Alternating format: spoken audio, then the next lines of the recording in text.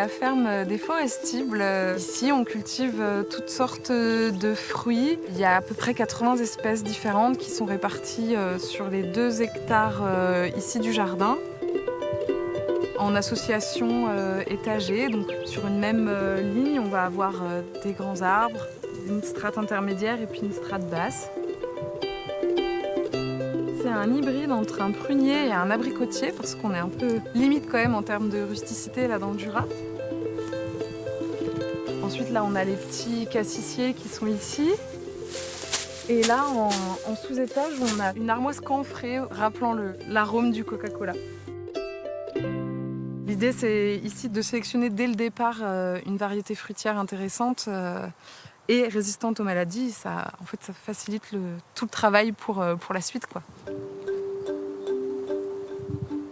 Ça, c'est un petit goumi du Japon. C'est incroyable parce que c'est un plant qui a 2 ans et il est déjà couvert de fruits.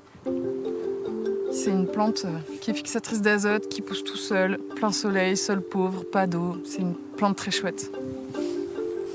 En verger classique, on a des modèles qui sont très peu diversifiés. Souvent, on plante une variété parce que c'est pratique pour la cueillette, pour la commercialisation. On va planter un verger de golden qui sont en fait des clones. Génétiquement, c'est exactement le même individu. Et donc forcément, il y a une maladie, un ravageur qui arrive là-dedans et whoop.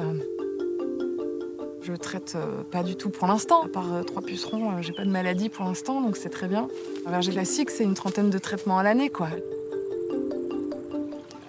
Il y a effectivement sur la ferme une brigade anti-limaces qui sont les canards coureurs indiens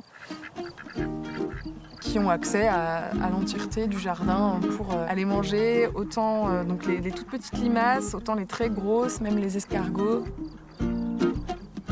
Là ici, c'est un cédrel de Chine, plus communément connu sous le nom de arbre salade, qui ont un goût entre l'oignon et la cacahuète. On mange les jeunes feuilles comme ça, crues.